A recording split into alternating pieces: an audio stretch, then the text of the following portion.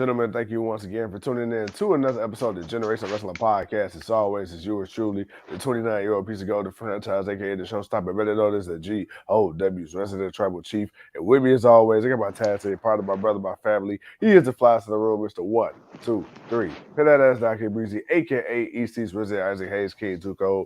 Bro, what is good? Man, honestly, really not much, man. It's Saturday. We told y'all we come on, so we wanted to come on real quick and kind of just run through everything real quick. And not so much just go over the show, because the show's really kind of mid. But there were a couple of interesting things that came out of at least out of each show. So we just kind of want to talk Yeah. about those few things. But other than that, man, go ahead and do what you do, bro. Or you can start All off right, and man. then I'll do the other half. It's crazy. God damn it, give me 1 second because I got to get the Uh, Smackdown results up. Oh I my was about to say, I God. was you Man, said bruh, I am all out of whack right now. But I will say this: it was nice to know that Triple H clearly was running SmackDown yesterday, and not yeah. that BS that we got the Monday night after WrestleMania. Give me 1 second, No, pulling up my actually, man, results. actually, we could just talk about that because that right there, I think, is more of the topic of what's really bothering a lot of people. We all know what happened with Monday. Well, we all know what happened with WrestleMania. We all know what happened with Monday, and that just really got a lot of people feeling in their feelings about the direction of what's going on. Everyone. Even though I picked him, I still kind of thought he would lose. And he didn't. He won. Roman won. Roman retained the championship. Cody didn't win. And then on Raw, Cody got basically, boy, just demolished by Brock Lesnar. And it was bad. And it was bad in the sense of the way that uh you spent all this time building Cody up. And I get it. He came back within a year and he's won every match. This was his first loss. My whole thing about that was I felt like off top, you're like, I get you coming back and beating Seth Rollins at WrestleMania, but bruh, you shouldn't have beat Seth Rollins 3 times. You should have lost one of those matches. And he didn't lose one of those matches. And then he got injured, of course. So he missed time and then he comes back and he wrestled a few matches, but that time off really, kind of really just it kind of sidelined that momentum for him. So, but people still felt if he could come back in time and that he could possibly win and get an opportunity to face Roman at WrestleMania for one of the championships. That was always the thought that okay, here's how they break up the championships. We were talking Right, about it before we even got to the Royal Rumble, how we think it could be Cody or it could be Seth. We're like, man, right now, I think that's the perfect way. You make Roman fight both nights. That's what you do. That's a good way to set it up, man, because you give Cody his WWE championship match, and then you give Seth his Universal Championship opportunity, and we get the drip god going up against the head of the table, and we get the matchup that a lot of people have been wanting to see, but we didn't get that. So it's like, right, all right, we didn't get that. We didn't get Cody. We get to Raw. We don't get the rematch. Brock pretends like he wants to come out, which I ain't gonna lie, that had me more like, wow, you know what? I actually want to see this. This is right, actually gonna right, happen. Let's go. But we should have all knew something different. Because when Brock Lesnar does stuff like this, he always turns on somebody, and we should have seen it coming. He took the first introduction. Cody went out for the last introduction, and as soon as that boy put them hands up, Brock walked up, twirling that boy around, and gave him 3 of the sweetest F5s that he could. And that just kind of just put a sour taste in a lot of people's mouth, man. I mean, yeah. So bro, your mic rubbing up against your shirt. So Nick Khan, they were talking to Nick. Nick said that the plans for WWE moving forward past Mania were months and months and months and months in advance. So let them tell it everything that's happening right now. I mean, Right. obviously, probably outside of Monday Night Raw, probably was already in the plans anyway. So Brock Lesnar versus Cody was already something that was in the plans anyway. Um, Cody not winning at Mania was already something in the plans anyway. Um, but when you just look at the terms of quality of show, it is absolutely insane within not even a week's time to see the quality difference between what we saw on Monday Night Raw and what we saw on Friday Night SmackDown. Like that shit was just insane. It's like watching the same exact movie with two different producers. It's like, Yeah. two different directors. It's like, wow, really? James Gunn did this. Really? Oh, Michael Bay did this. Like, what? It's like, what? Like, it's crazy That's because bad. Which one of them is the bad guy? Because I actually like both directors. So which one well, of them is the bad director? what is that? What is But that? that's It's a not even. side It's quest. not, I'm just yeah, messing with you though. yeah.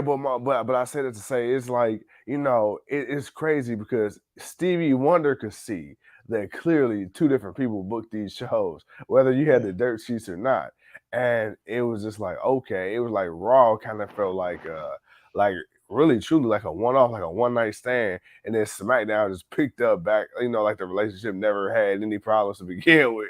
Right, So like I'm they like, flashy light us. That's what it was. We got the flashy light. We got the we got what we got for Monday, and then all of a sudden Tuesday hit, and it was like, all right, man. WrestleMania happened, and then it's like, what happened for Raw? I don't know. So whatever happened happened. You don't even remember, but we remember. But that's the that's the thing though, man, is that you we all they got us. Like WWE got us. They got us, man. They Vince swerved everybody, man. He yeah, got because everybody just knew Cody was winning. But again, um, the title reign is yeah, not based on the WWE Championship. It's based yep. off the Universal Championship. Mm-hmm. He barely. I think he's just now had the WWE Championship for about a year now. So it's like, Right. bro, your reign is not based on the one championship. It's based on the other one. You could have Mm-hmm. lost that WWE Championship. That could have been the only loss you could have took. You could have retained against Seth Rollins, and then you and Seth could have finished something later on. That's fine. That's cool. So Cody got the belt he needed to have, and you could have, now that we know we got a draft coming, you could have did your draft. Cody's on Raw. You're on SmackDown. Whoop whoop whoop whoop. Bam. We move forward. We move forward. All right. Yeah. But that's not where we're at. So now the But question is, who's going to beat Roman Reigns now? but you know what? And this is like literally John Cena all over again because now you've booked Roman I think this is Reigns. worse. Well, yeah, but you had Super Cena. Now you got this guy who there's a spider right here. Hold on before he tries to bite me. All right, there you go. You just, it'd be funny. He just swinging in the air. Man, bruh. So, so you got Roman Thought you got Reigns, me, huh? right? Like I wake up and I'm all tore up in the morning. You Shoot. got Roman Reigns, who's basically damn near unbeatable. It's literally Man, he like hasn't watching, lost. That's bro. the It's thing. like He hasn't lost at all. it's like watching a video game. I mean, hell, Hogan. I don't even know was this goddamn dominant, And it's kind of like you Keep talk talking. about you talk about the Bruno San Martinos, and you talk about the Hulk Hogan's, and you talk about the Flairs, and you talk about everybody else. You talk about the greats, And okay, I will say this. I will say Roman Reigns, and this is kind of where it really gets tricky, where you kind of muddy the waters. Right. Okay, who's going to beat Roman? Don't know.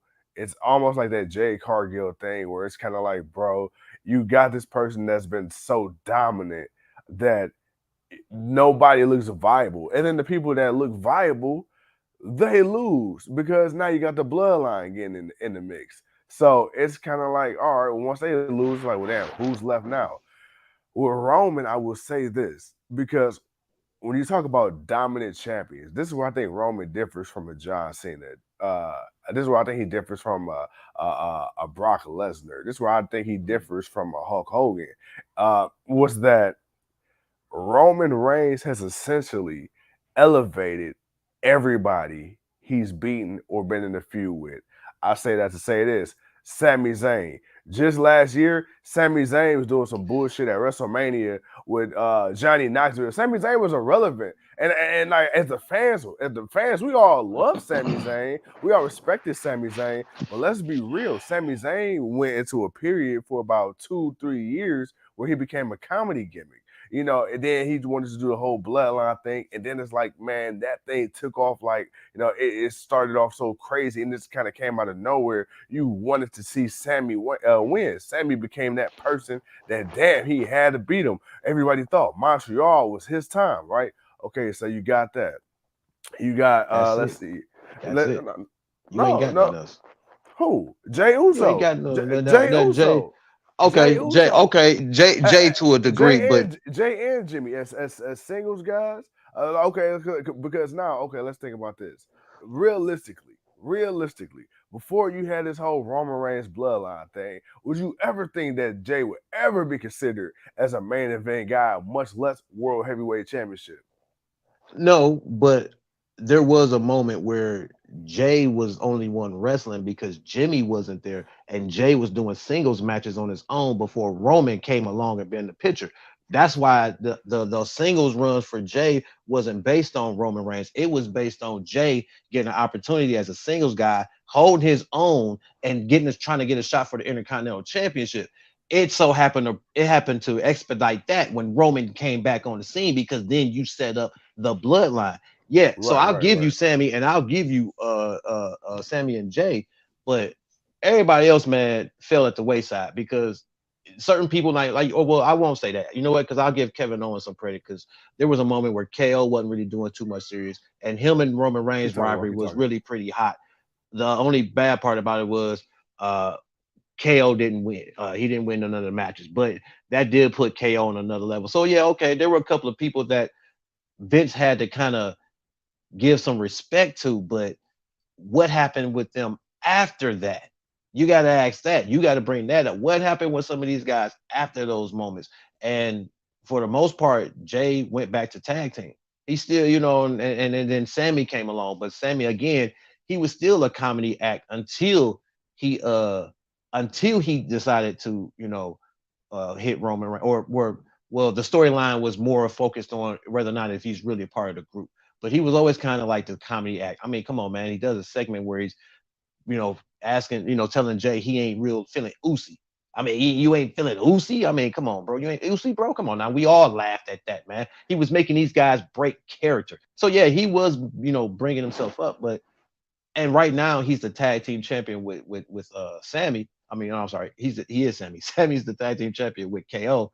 And right now, yeah, you have them, and that's cool. But they're in the tag team division. They're not fighting Roman again for the championship anytime soon. At least not right now. Until they decide to move on with the belts and do what they need to do after the draft, and you put your proper championships back on all proper shows.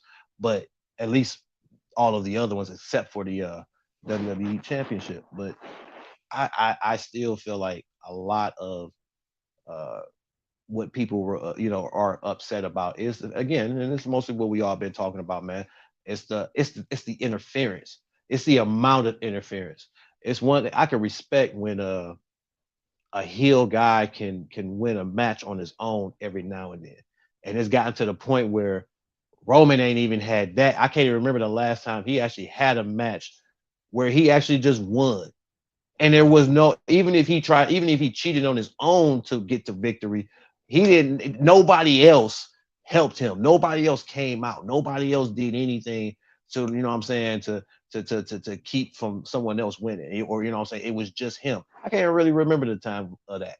But I feel like we got played at WrestleMania, and then we saw what happened to Cody, and now Yeah. it raised the question: where's the do we still feel Cody's the guy? Are people giving up on Cody because of what happened? What's going to come of him and Brock Lesnar? Obviously, I believe Cody's going to challenge Brock, Right, right, and right. that Brock's going to do that. Brock's going to whoop his ass, especially now that he's no longer the happy cowboy Brock. I'm sorry, this was Yeah. the most entertaining Brock Lesnar I was feeling. Now we go back to evil mean Brock. All right, cool, but we still Hmm. got Roman Reigns being the big bad.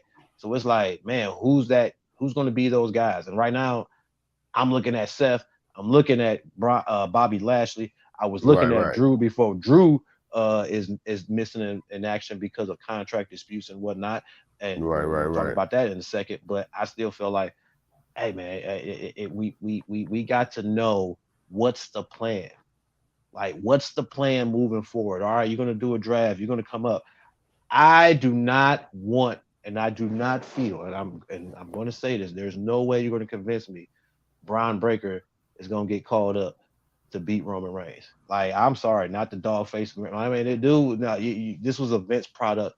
He was a Vince product in NXT when Vince took it over, because Vince Yeah, wanted to put the title on him. He wanted to push away all the guys that Triple H was building up, all the people that folks wanted to see get the new opportunity, because all the veterans that were there, that, or not the veterans, but the people that were there long enough that became something and were ready to move up, they had all moved up. So we wanted to see the Carmelo Hayes and some of these other guys, but we also wanted to see the Kushitas and everyone else that we were watching and like, all right, man, now it's y'all opportunity. The Cameron Grimes, I ain't seen my boy in I don't know how long. I see he look good. He made a transformation of himself, but I ain't seen him do nothing really serious since the North American Championship. So I just feel like whatever happens with this draft, we need a pure definition of who's going to actually beat Roman Reigns. Will it be Cody? yeah, I think a lot of people still feel it may be Cody, but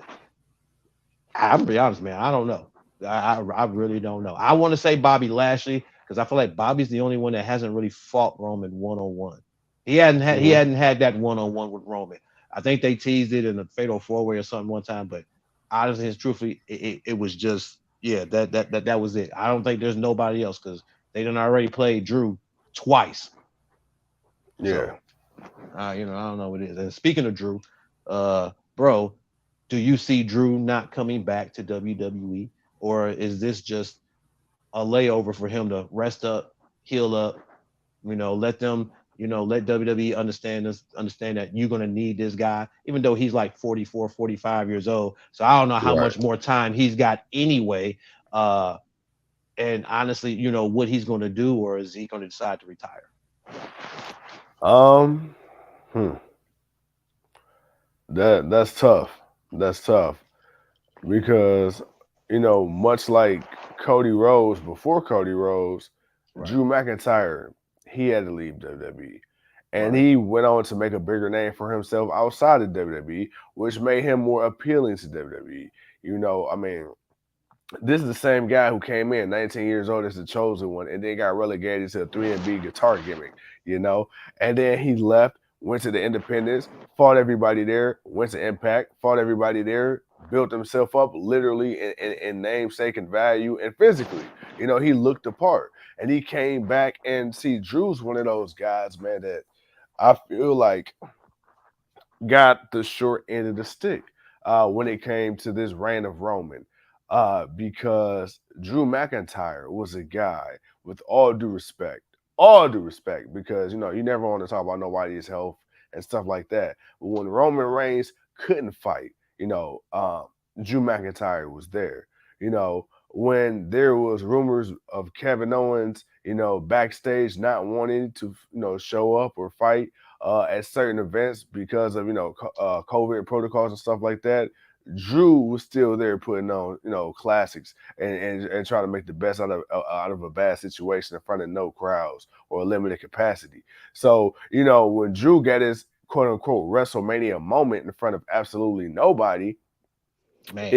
it That you know what pissed I'm people saying, off. it was like, okay, cool, that was out of necessity. So when the crowds open back up for that next WrestleMania and things like that, people Right. automatically assumed, okay, man, Drew McIntyre, he's going to get his WrestleMania moment in front of a live And crowd, never and got then it. it didn't happen. Then it And he didn't got a happen. moment, and he got a great moment at Clash at the Castle. And it's like, bro, again, if you're gonna take one title off Roman Yeah, Reigns, make yeah. it one title and let that man have that title right there. That would have been his WrestleMania moment right there. But my thing is, okay, and this is why, as a fan, it's like, okay, bro, don't get me wrong. I love Roman Reigns. I love the bloodline. And honestly, this may be the best story WWE has produced in well over 20 years. Trust me, I get it. I love the consistency. I love the follow through. But here's the Right. problem. It's and not to say that anybody's disposable, but when you start damaging the credibility of your other top stars, that's where I feel like it becomes an issue because okay, at the same time, you're building up people, but you're Right. also hurting the guys that's already on top. Like, okay, Drew McIntyre, he's kind of waiting in the wind because what title is he fighting for? Don't nobody want to see him fight for the U.S. They don't. I mean, with respect to the Intercontinental, the working man's title, we get that. Don't nobody want to see Drew with the IC title right now. We want to see him with the main belt. Cody Rhodes. Don't nobody want to see him Yeah. with the IC. Don't nobody want to see him with the US. You want to see him with the main belt. Kevin Owens. Again, don't nobody want to see him with the US, the Intercontinental. We want to see him with the main belt. But they've all been pretty much killed by Roman already. So Right. so in that respect, it's kind of like, damn, that sucks, man. So I hope that Drew McIntyre doesn't leave, but I wouldn't be surprised if he does because I mean, at the end of the day, WWE, they still got a couple other people they could, they could play around with and stuff like that. So But I how mean, many more times are you gonna play around with folks and you got to start making people believable, man. It's that see for me the John Cena effect of it is the fact that you know the credibility of some guys. Like man, like you can't tell me that these dudes are these big larger than life guys, but they can't beat this one dude. When I know Roman Reigns can lose, that's the thing. It's like I know certain guys are a little bit better than him, so it's I don't know. It's just it reeks of that, but it's the compelling but storyline versus a character where John Cena was just a character. It wasn't no storyline with John Cena. It was just this was John Cena. This is what he do. This is who he beat. He always wins. Where Roman Reigns, this is more of a storyline of the character involved with everybody else around. yeah, but hey, look, man. Hey, I know we talked about that a little bit. I say WWE was kind of whatever this week. But hey, yo, Right, we man, I dragged know we through. got, but I know we got a little bit of AEW to get to, Look, really quick, man. So hey, let's talk about it, man. Let's talk about AEW. let's get through this real quick, man. Look, Dynamite took place. You had Hook versus Ethan Page. This was Mm-hmm. probably the best match Ethan Hook has had. Most realistic. Somebody really kind of beating him up, kind of like not just flipping and beating dudes down easily. Like somebody Right, really right, gave right. this dude a challenge. That part I liked about it. Hook retained. We had the Acclaim. They had their match with 2.0. Pretty much, man. I honestly for the JSA. I'm sorry. I always call them 2.0. The Acclaim basically got beat up because they not joining the JSA, which we all knew that wasn't happening, man. Whatever. So they're going to be having a feud or whatever. And then of course, man, we got Lee Moriarty going up against Darby Allin. But prior to that, man, Swerve has come out to say that hey, he has merged with someone else, and we were going to find out, but we'll find out later. But what we found out after Darby Allin had beat Lee Moriarty was the fact that him and the embassy had teamed together, and Yeah, now they're I don't know what their name's going to be, but now it's going to be the Mongols with the embassy, and we're going to figure out what that new name or gimmick is going to be. Jay Cargill, of course, cut a promo, about Valkyrie and whatnot, and and what she's going to do tonight. Julia Hart versus Anna Jay, which actually wasn't really too bad.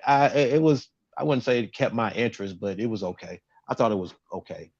Julia Hart and actually ended up getting a victory. I thought Anna Jay might actually get it, but it was Julia. And then of course, but that ended the main event. Anything from that Rampage, man, that really stuck out to you? Because honestly, other than the merger that happened, I guess we'll see what that comes of. Honestly, man, I feel like the only thing that really mattered to me really on the show was actually just hooking Ethan Page as far as that yeah. match. No, no, no. Yeah, dude. Like you said, man, with the Hook and Ethan Page thing, it was cool because I was surprised, and no disrespect to Ethan Page, but just seeing, just the people that Hook Hook went has through a fought in the table. He put the boy through a table, man. I yeah, mean, come on, man. it was just Like, like seeing damn. the people that it was just like seeing the people that Hook faced in the past. He was just squashing dudes, like literally dude that's like Yeah, he 10 actually times his size, squashing them. right. I'm like Ethan Page was the one to give him the run for his money in AEW.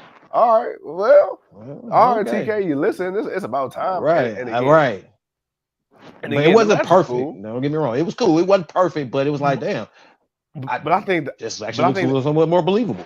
But I think the fact that it was kind of like, they kind of had like that anything goes type vibe to the match made it a lot better too. It wasn't a traditional just one on one. Like we got weapons, we got them fighting in the crowd. We know we got a bunch of shenanigans. So I think that kind of helped Ethan Page too as far as Hook because I know TK want to protect Hook and make Hook look as strong as possible. But anytime you got weapons Right. involved, ain't no one man stronger than a weapon.